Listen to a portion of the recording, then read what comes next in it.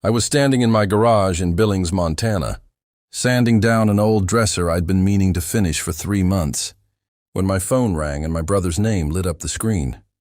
Grant almost never called me. We texted about holidays, about our father's medications, about nothing that mattered. So when I saw his name at 9 in the morning on a Tuesday, I already knew before I answered. "It's Dad," he said. His voice was tight. Controlled in that way, Grant always managed to sound controlled, even when the world was falling apart around him. The hospice nurse says it could be days, maybe less. I didn't remember hanging up the phone. I remember standing in the garage with sawdust on my hands, staring at a half-finished dresser, feeling like the floor had tilted slightly beneath me. Our father, Walter Voss, was 74 years old, and he had been fighting pancreatic cancer for 11 months. We all knew this call was coming. Knowing didn't make it easier.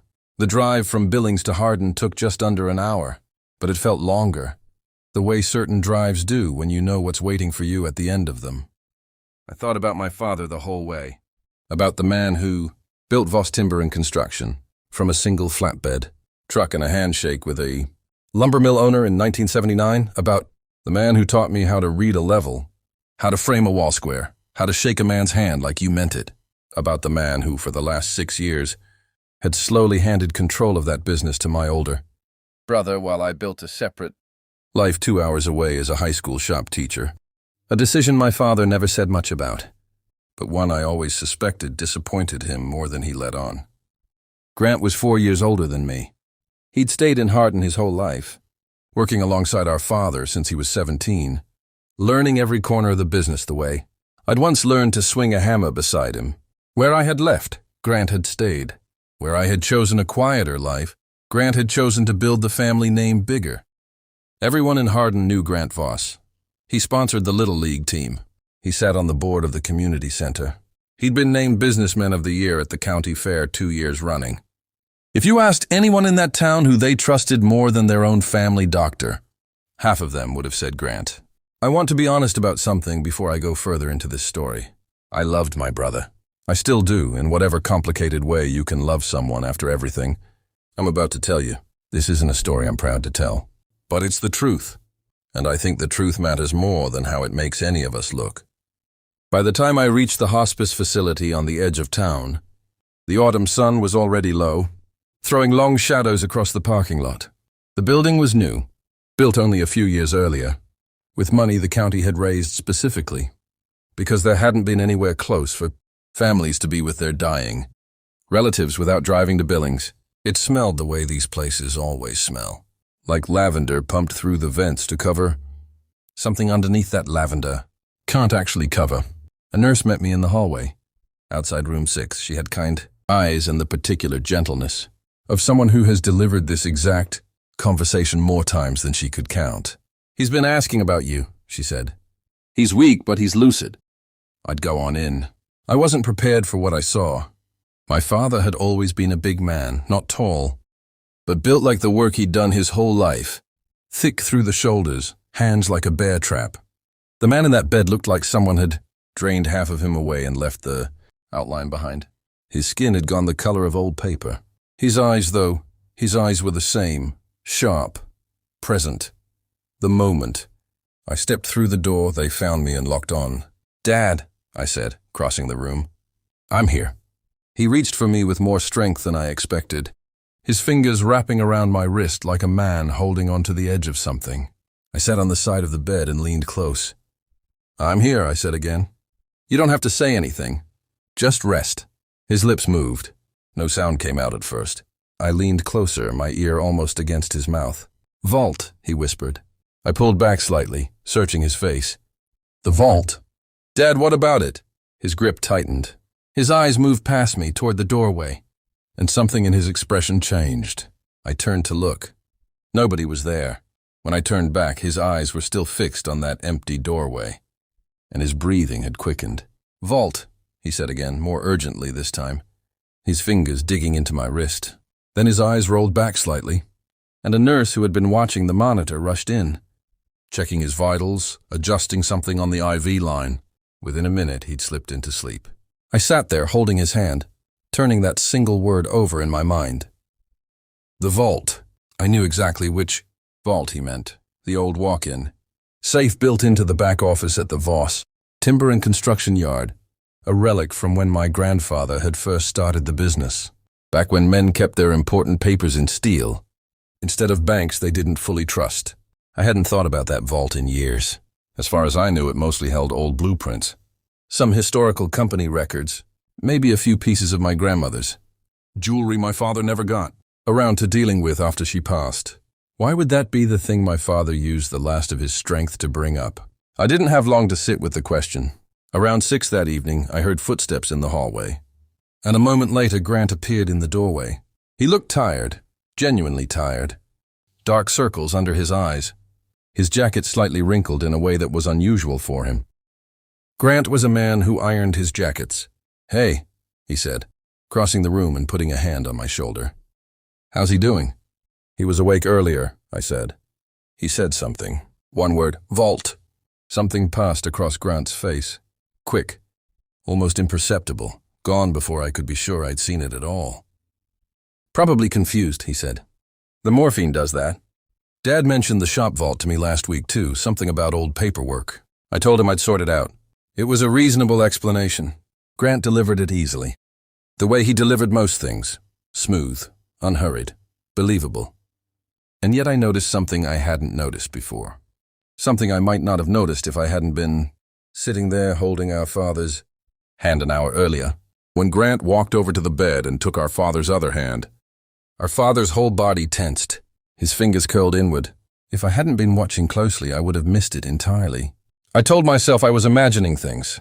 Grief does strange things to attention. It makes you search for meaning in places where there might not be any.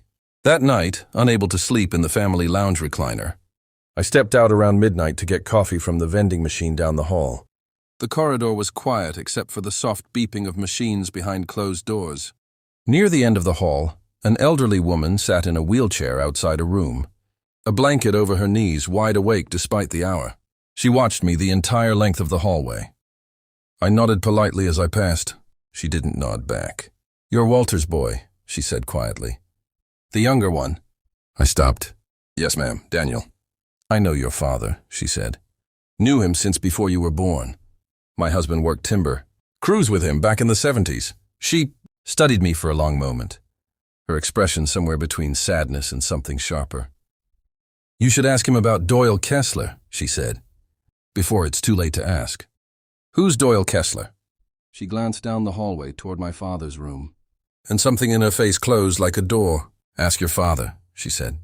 "Or ask that vault he keeps trying to tell people about." Then she wheeled herself backward into her room and shut the door before I could ask anything else. Her name, I would later learn from one of the nurses, was Doreen Callahan. She had lived in Hardin her entire life. Her late husband had worked timber crews for my grandfather and, later, for my father. She had known the Voss family longer than I had been alive. I didn't sleep that night. I sat in the recliner with my phone, searching Doyle Kessler, Hardin, Montana more times than I could count, finding nothing useful. An old obituary notice for a Doyle Kessler who'd passed away 8 years earlier, a name attached to a defunct construction supply company that had closed sometime in the early 2000s. Nothing that explained why my dying father would use his last clear words to point me toward a vault, or why an old woman I'd never met would tell me to ask about a dead man before it was too late. My father lived 4 more days. During that time, I watched my brother more closely than I ever had before. And the more I watched, the more small inconsistencies began to surface. The kind of things you only notice once you've started looking. Grant took calls in the hallway, his voice dropping low, his back turned. He deflected questions about the business with practiced ease whenever I asked how things were going.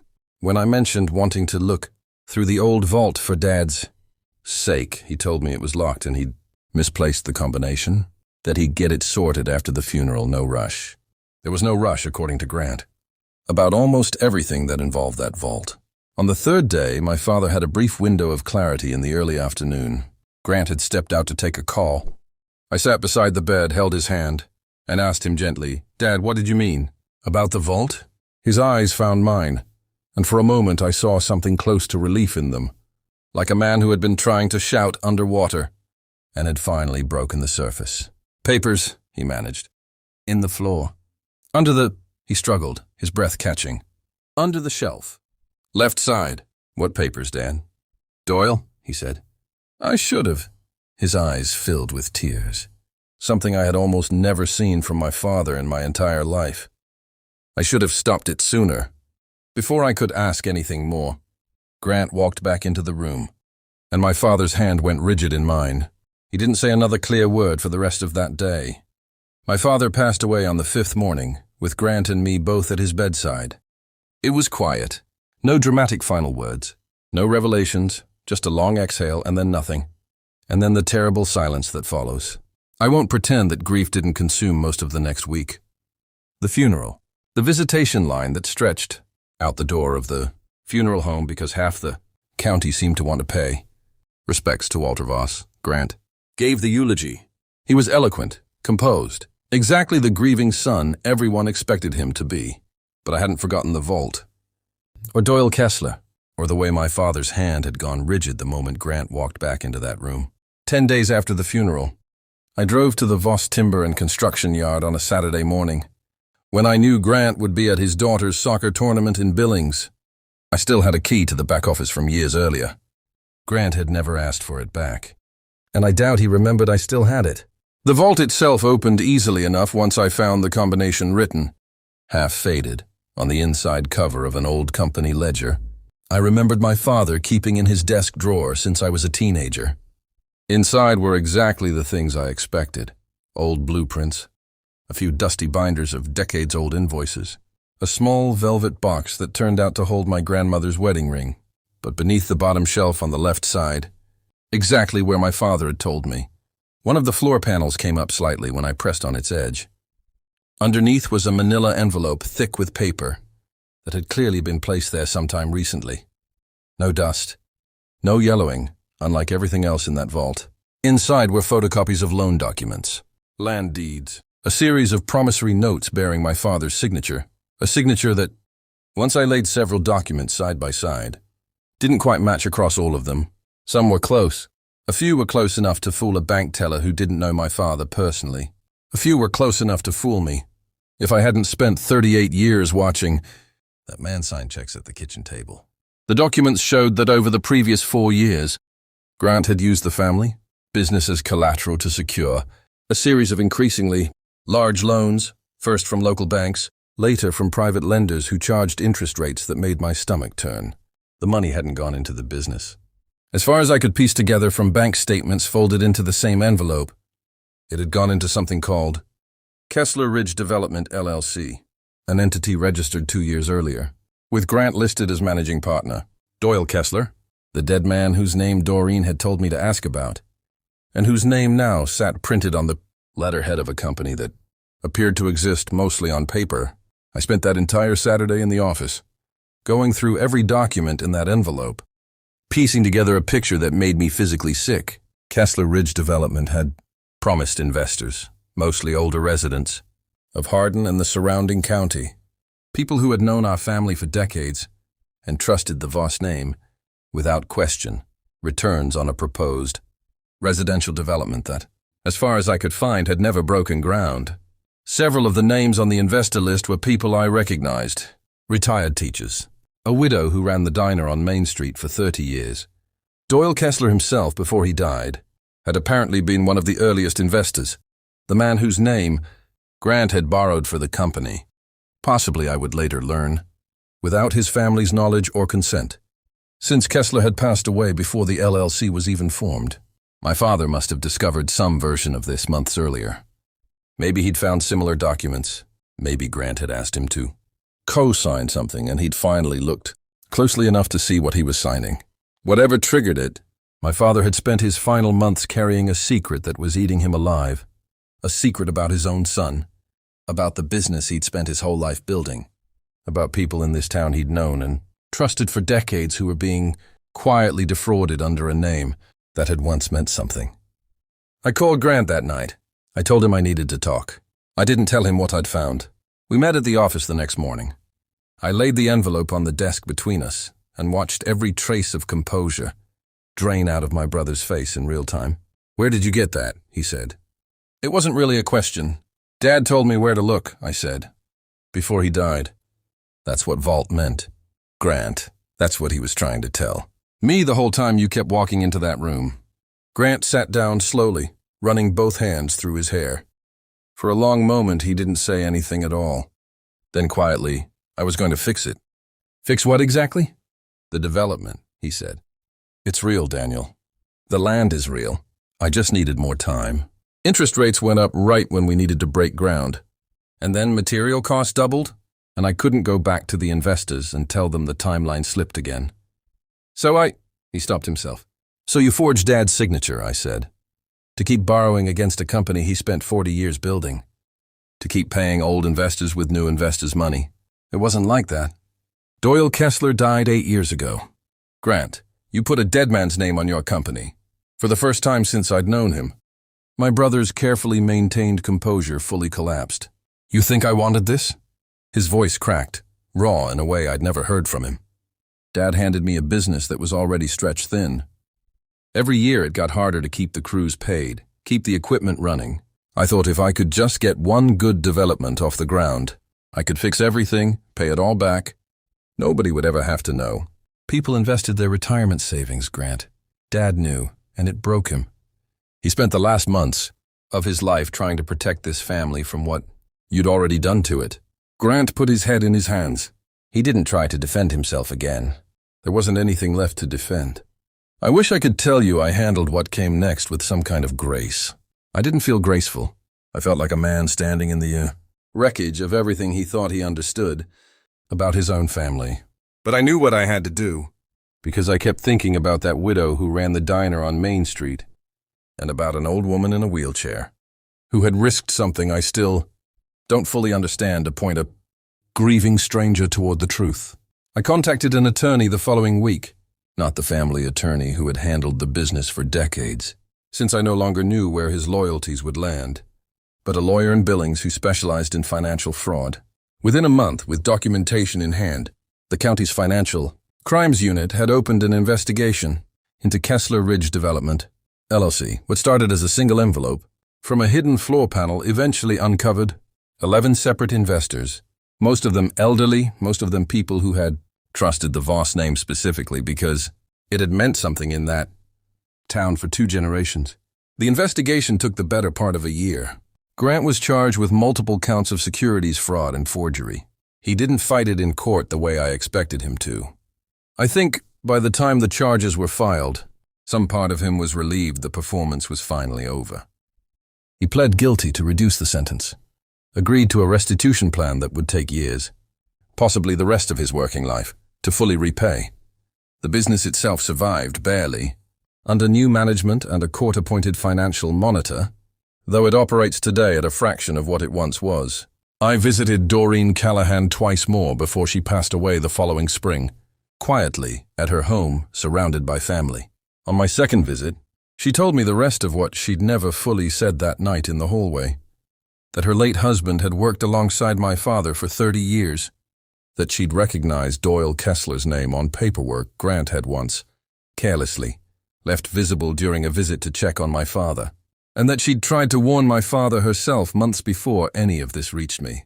She said my father had wept when she told him. She said he'd asked her not to say anything to me directly. Not yet, because he wanted to find a way to protect the family himself, before anyone else got hurt. He ran out of time before he could. At her funeral, I learned that Doreen had quietly reached out to 2 of the other investors in the months before she died, encouraging them to come forward when investigators began asking questions.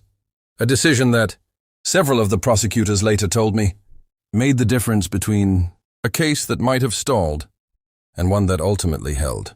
I still own the vault.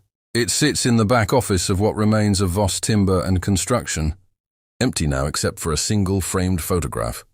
I placed on the bottom shelf a photo of my father and grandfather standing in front of that first flatbed truck taken the same year the vault itself was installed.